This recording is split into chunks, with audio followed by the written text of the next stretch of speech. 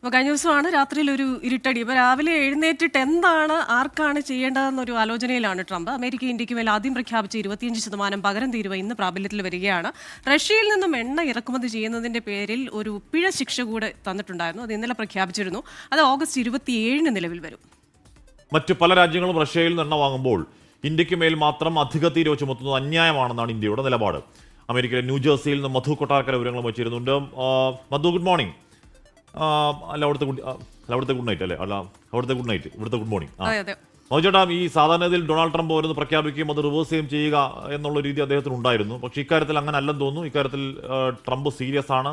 ഇന്ത്യയെ ഉപദ്രവിക്കുക എന്നുള്ളതാണോ നിലപാട്? മാത്രമല്ല, വലുതെന്തോ വരാനിരിക്കുന്നു എന്ന് പറഞ്ഞിട്ടുണ്ടല്ലോ. ഒരു 8 മണിക്കൂറാണ് പറഞ്ഞത്. എനിക്ക് തോന്നുന്നു ഉറങ്ങി എഴുന്നേറ്റ് വരുമ്പോൾ എന്തോ കാത്തു വെച്ചിട്ടുണ്ടെന്ന് പറയുന്നുണ്ടല്ലോ.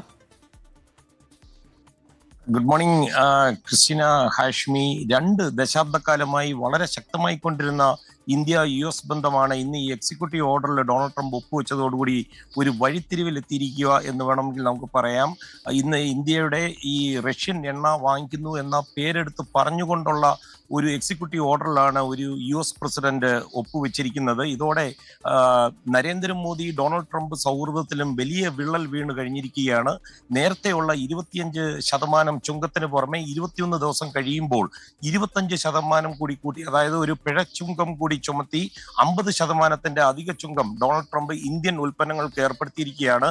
ഇന്ന് വൈറ്റ് ഹൗസിൽ വലിയ പ്രഖ്യാപനങ്ങൾ നടന്നിരുന്നു. ആപ്പിൾ CEO ടിം കുക്കിന്റെ പ്രഖ്യാപനമായിരുന്നു. $100 ബില്യൺ പ്ലാന്റുകൾ, അതായത് പുറം രാജ്യങ്ങളിലുള്ള തൊഴിലുകൾ അമേരിക്കയിലേക്ക് കൊണ്ടെത്തിക്കുക എന്നുള്ള പദ്ധതി പ്രകാരം ഇത് വരും വർഷങ്ങളിൽ 600 ബില്യൺ ആയിട്ട് മാറുമെന്നും ടിം കുക്ക് പറയുന്നു.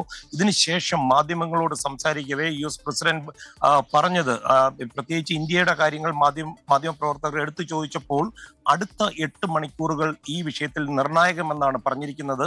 2ാം ഘട്ട ഉപരോധങ്ങളെ പറ്റിയും ഡൊണാൾഡ് ട്രംപ് ചില സൂചനകൾ നൽകുകയും ചെയ്യുന്നുണ്ട്. ഈ റഷ്യയുടെ പേരിൽ ഇന്ത്യയുമായി ഡൊണാൾഡ് ട്രംപ് ഉടക്കുമ്പോൾ യാഥാർത്ഥ്യം ഈ പുടിനുമായിട്ടുള്ള ഡൊണാൾഡ് ട്രംപിന്റെ ദീർഘകാലമായിട്ടുള്ള ആഴത്തിലുള്ള സൗഹൃദം നമ്മൾ മറക്കരുത്. കാര്യം പ്രധാനമന്ത്രി മോദി അടുത്ത ദിവസം ചൈനയിലേക്ക് പോകുമ്പോൾ ഡൊണാൾഡ് ട്രംപും പുടിനും നേരിട്ട് കാണുവാനുള്ള കളം ഒരുങ്ങുകയാണ്. അടുത്തയാഴ്ച വൈറ്റ് ഹൗസ് അതിന്റെ തയ്യാറെടുപ്പിലേക്ക് നീങ്ങിക്കഴിഞ്ഞു. ഇന്ത്യയുമായിട്ടുള്ള ഈ ഉരസൽ പരമാവധി മുതലെടുക്കുവാൻ പാകിസ്ഥാൻ ശ്രമിക്കുകയും ചെയ്യും. ഡൊണാൾഡ് ട്രംപിന്റെ ആജന്മ ശത്രുവാണെന്ന് നമുക്കറിയാം ഇറാൻ. ഇറാനെ കൂട്ടാൻ അവരുമായി അതിർത്തി പങ്കിടുന്ന പാകിസ്ഥാൻ ഇപ്പം കഴിഞ്ഞ ഈ അവരുടെ വ്യോമപാത അമേരിക്കയുടെ ബോംബർ വിമാനങ്ങൾക്ക് തുറന്നു കൊടുത്തത് പരസ്യമായ ഒരു രഹസ്യവുമാണ്.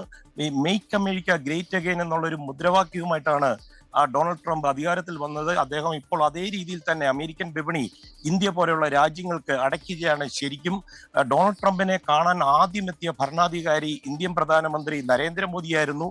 അന്ന് ഈ മെയ്ക്ക് അമേരിക്ക ഗ്രേറ്റ് അഗെയിന്റെ ഒരു ഇന്ത്യൻ വേർഷൻ അദ്ദേഹം പറഞ്ഞിരുന്നു. In the language of America it's make India great again MIGA എന്നാണ് മോദി എന്ന് പറഞ്ഞത്. അത് മാത്രമല്ല, അദ്ദേഹം തുടർന്ന് പറഞ്ഞത് when America and India work together this MAGA plus MIGA becomes a mega partnership for prosperity എന്നായിരുന്നു. ഇതെല്ലാം കേട്ട് ഡൊണാൾഡ് ട്രംപ് അന്ന് പുഞ്ചിരിച്ചിരിക്കുകയായിരുന്നു. പക്ഷേ ഒരു കാര്യം ഉറപ്പിക്കാം, ഇവര് തമ്മിലുള്ള ബ്രൊമാൻസ് അവസാനിച്ചിരിക്കുകയാണ്. ക്രിസ്റ്റീന, ഹാഷ്മി. മാത്രമല്ല, അസീം മുനീർ, പാകിസ്ഥാന്റെ മിലിറ്ററി നേതാവ് അസീം മുനീർ വീണ്ടും ഒരു സെക്കൻഡ് ട്രിപ്പ് അമേരിക്കയിലേക്ക് പോവുകയാണ്. അപ്പോൾ ബ്രസീലിനും ഒരു പട്ടാള മേധാവിയെ വിളിച്ച് വൈറ്റ് ഹൗസിൽ വിളിച്ച് ഭക്ഷണം കൊടുക്കുക എന്നൊക്കെ പറയുന്നത് അമേരിക്കയുടെ ചരിത്രത്തിൽ അതിന് മുമ്പ് ഉണ്ടായിട്ടുണ്ടോ എന്ന് അറിയില്ല. മാത്രമല്ല, അസീം മുനീർ ഇന്ത്യ വിരോധത്തിന്റെ പേരിൽ പേരെടുത്തിരിക്കുന്ന ആളാണ്. പുള്ളിയുടെ മുഖമുദ്ര എന്ന് പറയുന്നത് തന്നെ ഇന്ത്യ വിരോധമാണ്. അപ്പോൾ ഇന്ത്യ വിരോധം മാത്രം ഇങ്ങനെ പറഞ്ഞുകൊണ്ടിരിക്കുന്ന ആളെ, തീവ്രമായി പറഞ്ഞുകൊണ്ടിരിക്കുന്ന ആളെ വിളിച്ച് ആദരിക്കുക, ഇന്ത്യക്കെതിരെ ഈ അതിന് പകരച്ചുങ്കം എന്നല്ല പ്രതികാര ചുങ്കം ചുമത്തുക, മീഗ മേഘ എന്തൊക്കെയായിരുന്നു എല്ലാം ഫ്രണ്ട്. മാത്രമല്ല, ഇദ്ദേഹം നല്ല കച്ചവടക്കാരനാണ്, നല്ല ബിസിനസ്സുകാരനാണ്. അപ്പൊ അതുകൊണ്ട് തന്നെ ഭരണം നടക്കുന്നില്ല, ഡിപ്ലോമസി നടക്കുന്നില്ല, ഫോറിൻ പോളിസി എന്താണെന്ന് അദ്ദേഹത്തിന് ധാരണയില്ലെന്നൊക്കെ നമുക്ക് സംശയം തോന്നും. ബ്രസീലിനും ഇന്ത്യക്കുമാണ് ഏറ്റവും കൂടുതൽ നികുതി, 50%. അതിൽ തന്നെ വളരെ ബുദ്ധിപരമായി അമേരിക്കക്കാരുടെ ബ്രേക്ക്ഫാസ്റ്റിൽ ഒഴിച്ചുകൂടാൻ പറ്റാത്തതാണ് ഓറഞ്ച് ജ്യൂസും കാപ്പിയും ഒക്കെ. അപ്പൊ ബ്രസീലിൽ നിന്നാണ് ഏറ്റവും കൂടുതൽ അത് വരുന്നത്. അതിന് നികുതി ഒഴിവാക്കി, ബാക്കി എല്ലാത്തിനും 50%. എന്തൊരു ബുദ്ധിയാണ്. ഇന്നലെ ഒരു ഫേസ്ബുക്കിൽ കണ്ട സാധനം, 500 രൂപയുടെ എണ്ണ മേടിച്ച് 10 രൂപയുടെ പപ്പടം പൊരിച്ച് നമ്മളോടാണ് ട്രംപിന്റെ കളിയുന്നത്. പറയാൻ പറ്റില്ല, വരട്ടല്ലേ, നമ്മൾ വരടൂല അല്ലേ?